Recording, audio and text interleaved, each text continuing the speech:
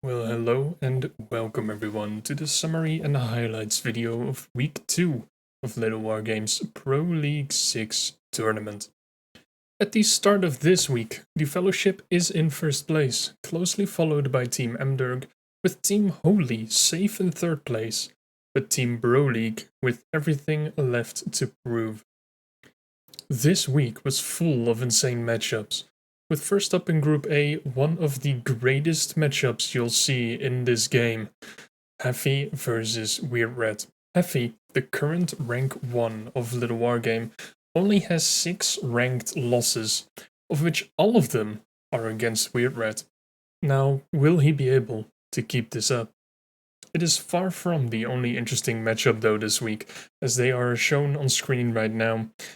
I personally would not be able to pick a favorite on just names alone. So, let's get into the games themselves.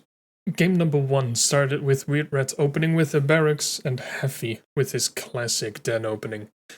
Weird Red tried some pressure with his Rex units, but quickly got pushed back by Heffy's beasts, who immediately went for a counterattack.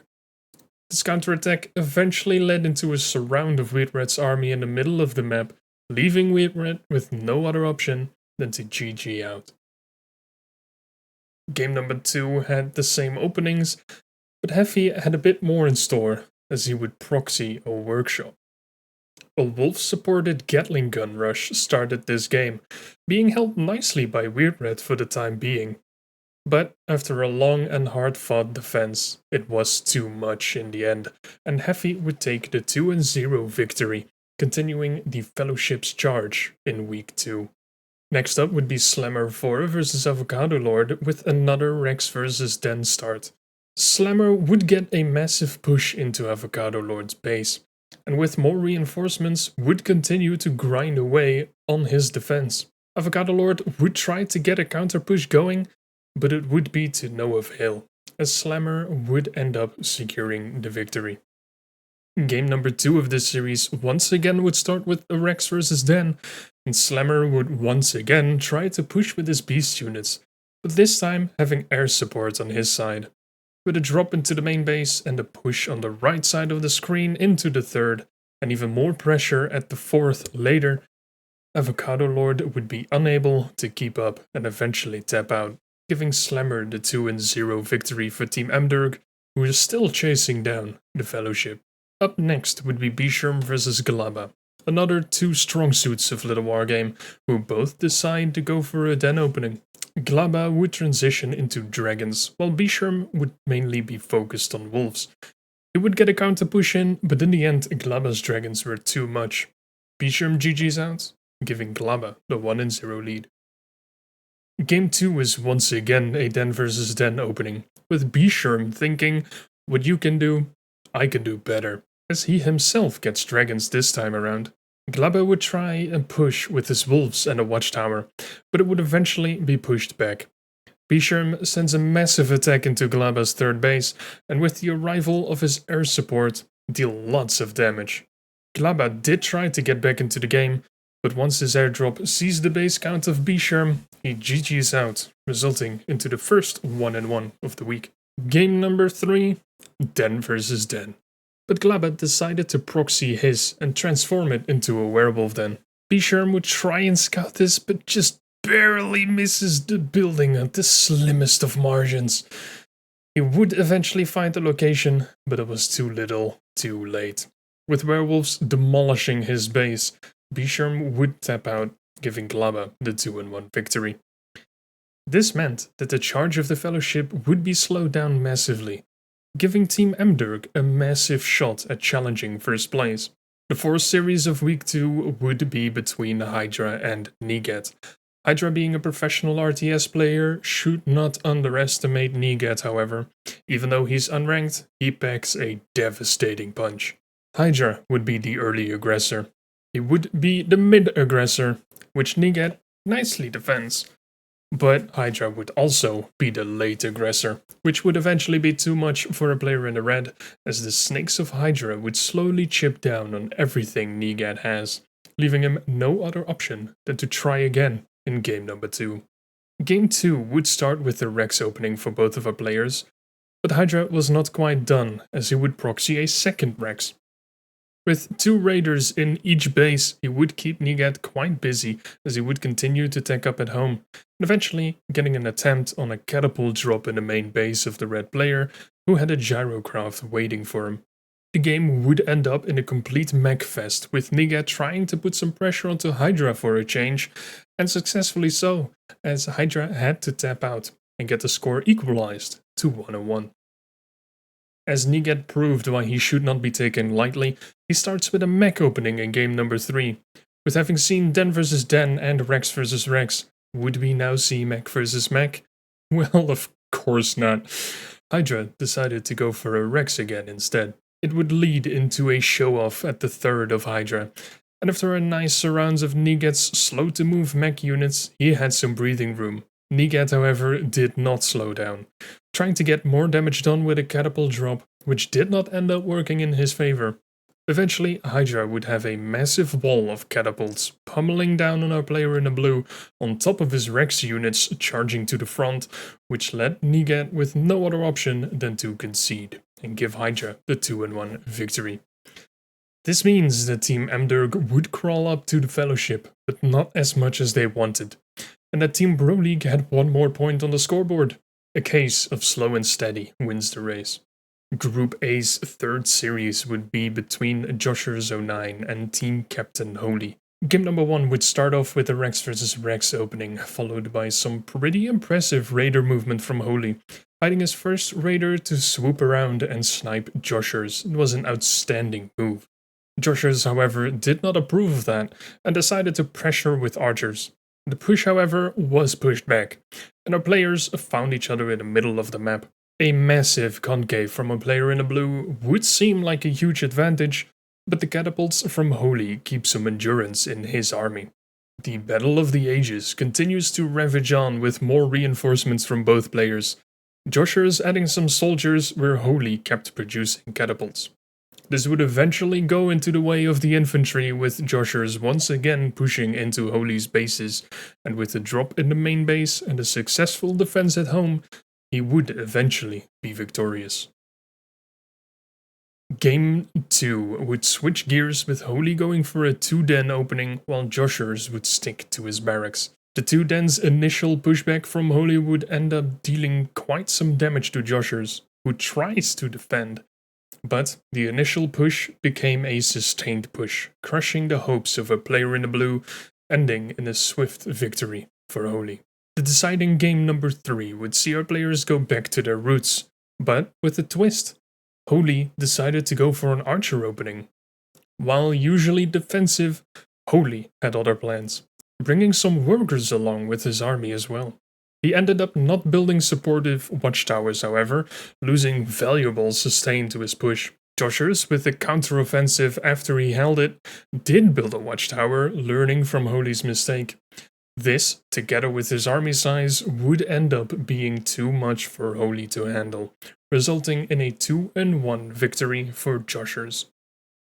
Group B's third series would be between Team Captain Amdurg and Matthew N. And for one, was interested to see which way the momentum of this group would swing to. Game 1 as a start would be an aggressive one. It's a 2-den versus 2-den.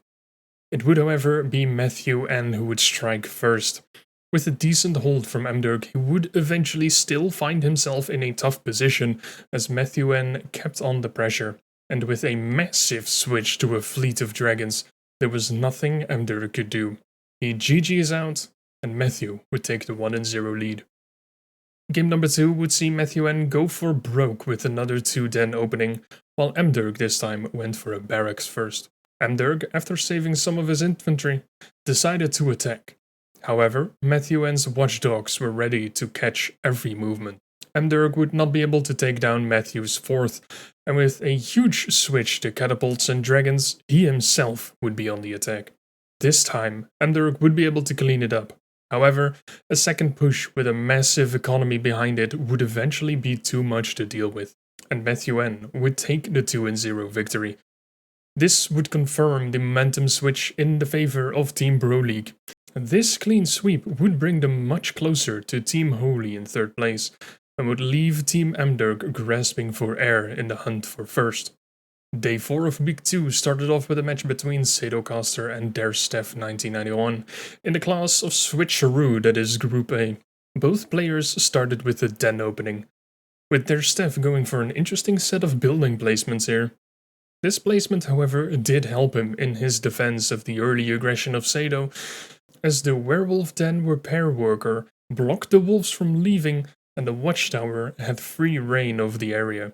Der Steph would end up dropping werewolves in Sado's main base and walking them into the third as well. But in the end, Sado would push with his wolves to take the victory in game number 1. Game number 2 would start off with an interesting movement from Der Steph, sending out 2 workers to do a proxy 2 den, where Sado went with a 1 den opening. Der Steph's wolves would overrun the main base of Sado for just a second, but Sado was able to get a watchtower up just in time. The dens of Der Steph would eventually be taken down, but that was far from the end of it. Der Steph tried to set up a hidden base, which would manage to stand for quite some time, as Sado rushed into the now walled off main base of her player in the blue, eventually managing to break the wall. He would also scout the hidden base after some agonizing seconds of being so close to missing it, but it was no use either way. A wolf drop into the main would seal the deal and give Sado a 2-0 victory, as Der Steph is either humble or salty. It's your pick here. And with this 2-0 victory, that means that the Fellowship would start to fall out of reach of Team Amderg once again, but it's still far from over.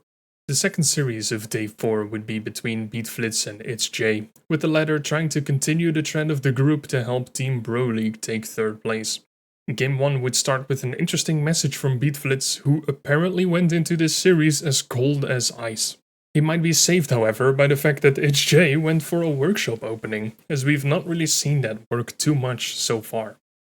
But ItsJ is doing it differently, following his opening with a watchtower-backed push. Some great micro from Beatflitz allowed him to take out ItsJ's Gatling guns and thus crush the push, but the watchtowers did lock his natural's ability to be mined from. A quick jump into the future sees an eventual massive tech push from ItsJ, which was enough to take the victory despite his early game misplays. This didn't bode well for Beatflitz in game 2, where ItsJ decided to go for a Rex this time around. But he didn't just go for 1, he went for 4 in 2 bases. ItsJ's beer has been held, as he does not want to give Beatflitz any room to breathe. His first push would be alright, but bad positioning would allow Beatflitz to defend, ending in a counterattack from a player in the red. ItsJ's 4th would eventually be taken down, and Beatflitz's army would just be too large to be dealt with, as ItsJ eventually sees no way to defend and GG's out.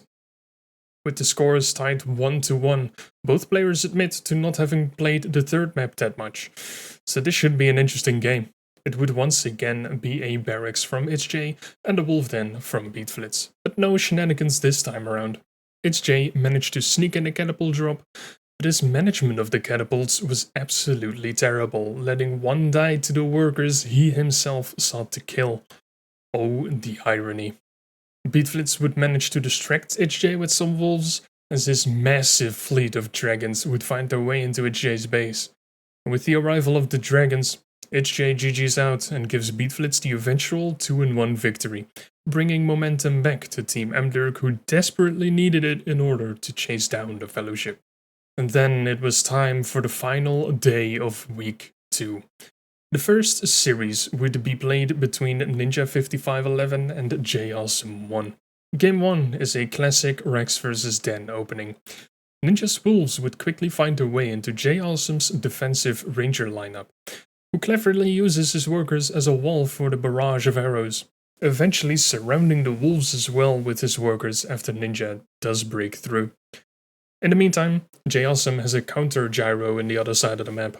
The push looked to be held, but the continued pressure from Ninja would end up being just too much. Game number 2, opening number 1, as both players decide to go for the same once more. With Ninja's early push, aided by a wolf drop into the main base of J Awesome to counteract the defensive catapults, it ends up being a quick one. Ninja takes the second game in just over 9 minutes of playtime, solidifying the Fellowship's lead at the end of week number 2. Can Blyther make up for some of the deficit, or will JP11 help make Team Pro League claim 3rd place at the end of week 2? Game number 1 starts off with a 10 vs 10 opening, which went not quite as expected. Bly's Wolves would find their way into JP11's base, but not in a way you might expect them to. After the held defense, JP11 gets ready for a counter, but is just out of vision range to see the werewolves chilling in the calm before the storm. He would eventually manage to run by into the natural, but a counter-offensive with both werewolves and dragons would be just too much for him to deal with, and Bly ends up taking game number 1. Game 2 in this final series would see Bly go for an instant fortress, something even Slammer would be jealous of. JP with a 2-10 opening would be in a decent position to counter if only he spots the dragons early enough, because this proxy dragon's lair won't be a friendly one. JP's wolves would eventually scout what's going on, and the advanced workshop would be built just in time to limit the dragon's damage. That was not it though, because with the additional mech units, Bly is looking to end the game, which he does as JP11 GG's out, giving Blyther the 2-0 victory. And with that victory, Team Mdirk is still within arm's reach of the Fellowship for 1st place. It will not be easy, however. And Team Pro League would still be 4th, but after week 2, they are closer than ever before to secure 3rd place. So, Team Holy, you better watch out. And that's it for all of the games of week 2. If any of this series piqued your interest, of course, feel free to check them out. And don't forget, there is one more week of competition ahead of us where almost everything can still happen. Will the Fellowship stay ahead, or will Team Mdirk claim the throne? And will Team Holy manage to stay 3rd, or will Team Pro League banish them to the Shadow Realm instead? There is only one way to find out.